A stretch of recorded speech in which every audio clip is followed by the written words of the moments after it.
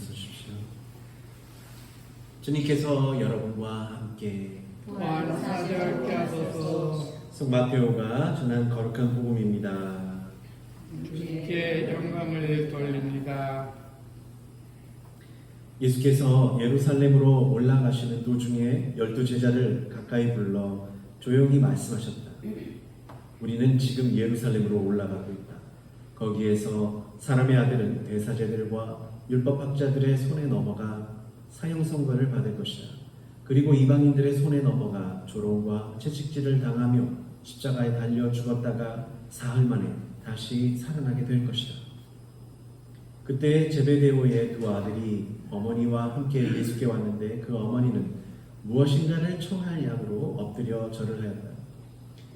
예수께서 그 부인에게 원하는 것이 무엇이냐 하고 물으시자 그 부인은 주님의 나라가 서면 저의 두 아들을 하나는 주님의 오른편에 하나는 왼편에 앉게 해주십시오 하고 부탁하였다. 그래서 예수께서 그 형제들에게 너희가 청한 것이 무엇인지나 알고 있느냐? 내가 마시게 될 잔을 너희도 마실 수 있느냐? 하고 물으셨다. 그들이 마실 수 있습니다 하고 대답하자 예수께서는 다시 이렇게 말씀하셨다. 너희도 내 잔을 마시게 될 것이다. 그러나 내 오른편과 내 왼편 자리에 앉는 특권은 내가 주는 것이 아니다. 그 자리에 앉을 사람들은 내 아버지께서 미리 정해 놓으셨다. 이 말을 듣고 있던 다른 10 제자가 그 형제를 보고 화를 냈다. 예수께서는 그들을 가까이 불러놓고 너희도 알다시피 세상에서는 통치자들이 백성을 강제로 지배하고 높은 사람들이 백성을 권력으로 내리누른다. 그러나 너희는 그래서는 안 된다. 너희 사이에서 높은 사람이 되고자 하는 사람은 남을 섬기는 사람이 되어야 하고 으뜸이 되고자 하는 사람은 종이 되어야 한다. 사실은 사람의 아들도 섬김을 받으러 온 것이 아니라 섬기러 왔고 많은 사람을 위하여 목숨을 바쳐 몸값을 치르러 온 것이다 하셨다. 주님의 복음입니다. 그리스도를 찬미합니다. 성부와 성자와 성령의 이름으로 아멘. 오늘 들으신 복음, 마태오 복음은 내용상 이제 두 부분으로 나뉘게 됩니다. 첫 부분은 세 번째 순환 예고를 하시는 해당합니다. 한 번, 두 번, 이제 세 번째 부분이 되고요. 두 번째 이제 부분은 요한과 야고보 사도의 어머니가 예수를 찾아와서 소위 말하는 청탁을 하는 대목입니다. 이 순환 예고가 세 번씩이나 등장하고 있다면 순환이 반드시 일어나고야 만다는 사실을 알게 됩니다. 순환이 반드시 일어난다고 해도 그 순환을 받아들일 것인지 아니면 피할 것인지가 이제 당사자가 이제 결정에 관련하겠죠. 그러나 이 순환을 예수님 당사자가 세 번씩이나 예고한다는 것은 그만큼 확실하며 반드시 일어나야 하고 그 순환을 받아들이시겠다. 어떤 의지의 표현이죠. 반드시 일어날 것이고 나는 그걸 피하지 않고 주시는 대로 받을 것이다. 라고 확신하게 말씀하시는 것 같습니다. 예전에 그런 말도 누군가 했던 것 같습니다. 피할 수 없다면 즐겨라. 뭐 이런 얘기를 했던 것 같습니다. 근데 그것도 이제 죽지 않는 한에서 통할 수 있는 말이죠. 그런데 예수님은 그 끝이 죽음으로 이어질 것을 예고하셨기 때문에 피할 수 없는 일을 사실 즐길 수는 없는. 여하간 오늘 보면 예수님의 순환 예고와 또 두 사도 야고보, 요한 사도의 마지막 대화 마지막에서 예수님의 말씀인 많은 사람을 위하여 목숨을 바쳐 몸값을 치르러 온 것이다 라는 말로 이제 마무리를 짓는 것을 보면은 맨 앞부분과 뒷부분이 이제 맞아 떨어진다고 할 수 있죠. 옛날에 국어 시간에 수미 쌍관법 뭐 이런 처음하고 끝이 이제 대칭을 이루면서 그랬던 것을 기억을 할 수가 있습니다. 두 제자들, 열두 사도 중에 두 제자들의 따져보면 터무니없는 청탁, 터무니없는 청탁을 통해서도 예수님은 마지막에 섬김을 통해서 죽음을 당함을 알려주시고 계십니다. 터무니없는 청탁임에도 불구하고 그거를 그렇지 너희들도 여러분들도 그 잔을 받을 것이다, 내가 마실 잔을 받을 것이다 하면서 죽음을 알려주시는 것이죠.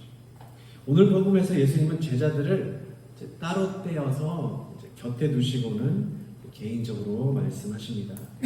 오늘 들으신 공동번역 성서는 뭐라고 하냐면 가까이 불러 조용히 말씀하셨다라고 하는데요. 이 12사도와 다른 제자들이 있었고, 그리고 예수를 따르던 많은 사람들이 있었습니다. 군중들이 있었습니다. 그래서 개인적으로 이제 따로 불러서 따로 떼어서 두고 12사도들에게 말씀하셨다고 하는 얘기입니다. 그러니까 다른 사람들은 듣지 못했겠죠. 오늘 순환 예고에서 예수님은 대사제들과 율법학자들의 손에 넘어갔다가 이방인들의 손에 또 넘어가 죽을 것이라고 하십니다. 이 넘겨진다는 말은 예수님께서 자발적으로 하는 행위가 아니라 다른 누가 예수님을 이렇게 넘긴다는 것이죠. 넘긴다는 것. 그래서 반드시 일어나야 하는 일이다라고 성서는 말하는데요. 예수님처럼 하느님의 뜻을 가장 잘 알고 성령으로 가득하신 분이 다른 누구에 의해 넘겨질 수 있다는 말 자체가 말이 안 되는 이야기 같습니다. 그럼 무엇이냐? 여기서는 반드시 일어난다는 의미는 하느님께서 이 일을 주관하시고 계시다라고 이해할 수가 있습니다. 하느님께서 허락하지 않으시면 예수님은 어떤 일도 하실 수도 없고 그렇게 하지도 않으십니다. 넘겨주신다는 의미는 하느님께서 그렇게 되도록 허락하셨다는 의미고, 예수님은 피할 수 없기 때문에 고민과 번민 가운데서도 순종하고 받아들이십니다.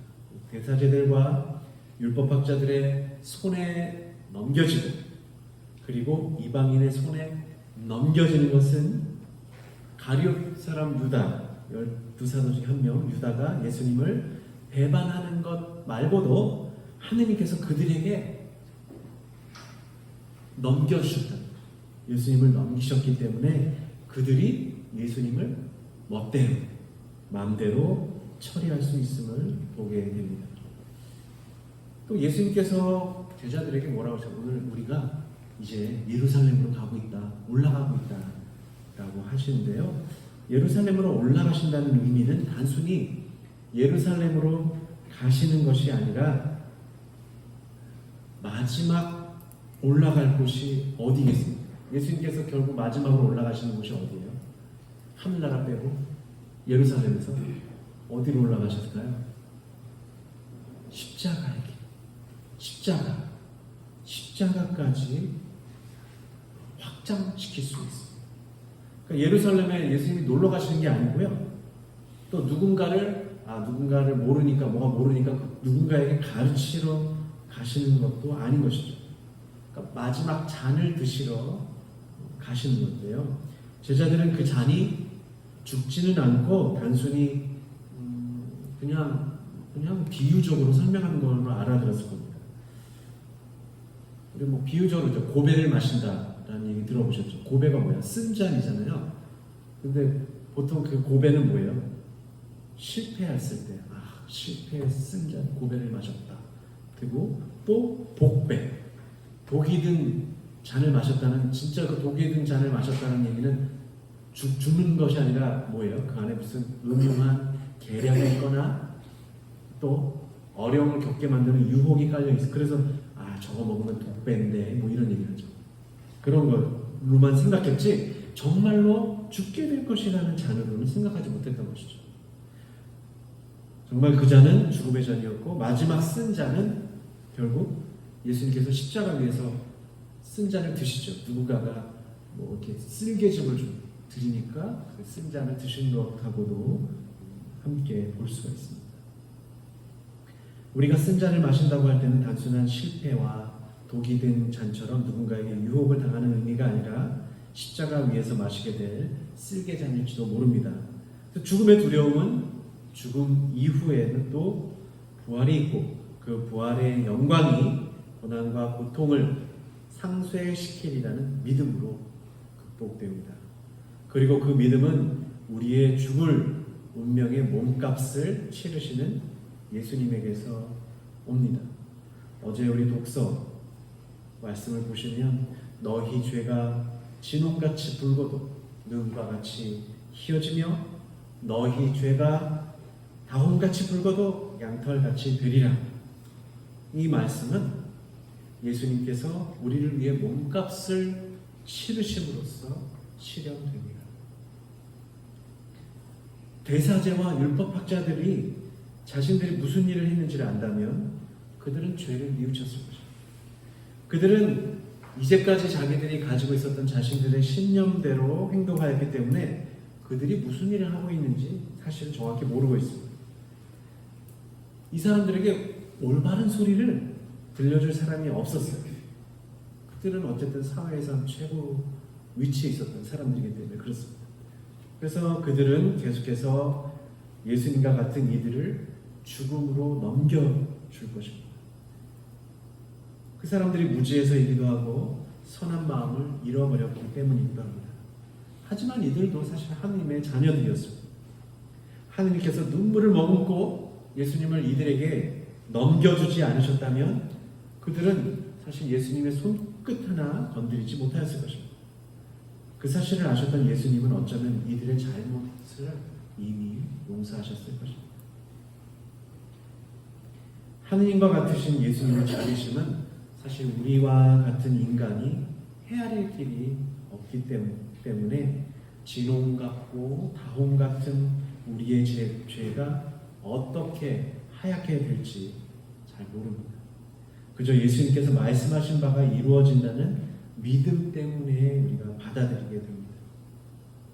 예수님의 피의 색깔도 사실 진홍색이고 다홍색이죠.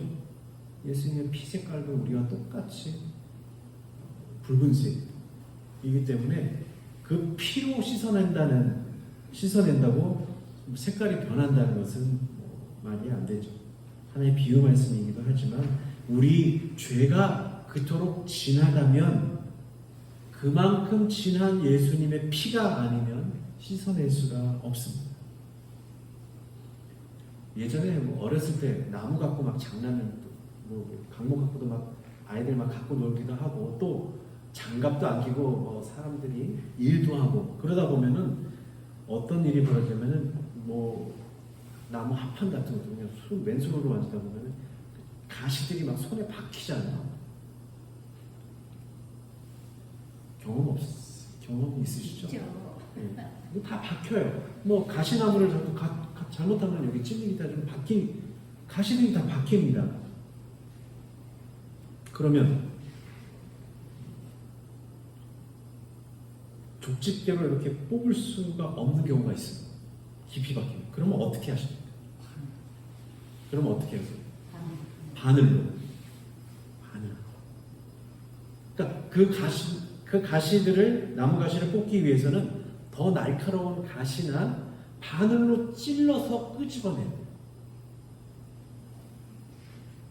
마찬가지로 우리 죄가 너무 진하다면 그보다 더 진한 예수님의 피만이 우리 진홍과 같고 다홍과 같은 죄를 씻어낼 수가 있는 것입니다.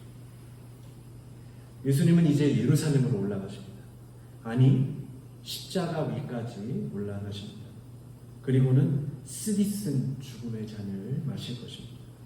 그러나 죽음의 위협과 두려움에 빠져있는 이들을 해방시키시고 그 죽음에 억눌려 지내도록 내버려두지 않기 위해서 당신께서 죽으신 것입니다. 그래서 그 죽음으로, 예수님의 죽음으로 죽음을 물리쳐 이기십니다. 먼저 죽음을 이길 죽음을 이길 희망에 대한 믿음이 있어야 우리들을 살리실 수 있습니다. 오늘 복음에서 나왔던 두 사도, 아니 나머지 10사도 모두 아직 죽음을 이길 죽음의 잔이 무엇인지를 모르고 있습니다. 사실 그 잔을 마시게 되는 것도 은총이요, 그 기회는 아무에게나 주어지지 않습니다. 우리의 허튼 욕망과 명예욕은 오히려 세상에서 죽음을 불러오게 됩니다. 다시 예수님께서 보여주시는 겸손의 잔과 섬김의 잔, 예수님께서 오르시는 십자가, 죽음을 이기시는 죽음만 우리가 가진 허황된 욕망과 명예를 버리게 할 것입니다. 우리가 사순절 동안 죽음과 고난이라는 어둡고 때로는 절망에 가까운 이야기를 듣는 것 같지만, 하느님께서 당신 아들을 넘겨주신 뜻을 끊임없이 깨닫고 기도하셨듯이 우리에게도 그 기회를 주시고 계십니다. 이 기회, 예수님을 멋대로 다루어 죽음의 세력에 넘기지 않을 기회를 놓치지 않고, 그리고 하나님께서 주시는 이 기회와 또 은총을 누리는 주님의 자녀가 되며 예수님과 함께 예루살렘으로 올라가는 귀한 시기가 되기를 간구합니다. 성과 성자와 성령의 이름으로.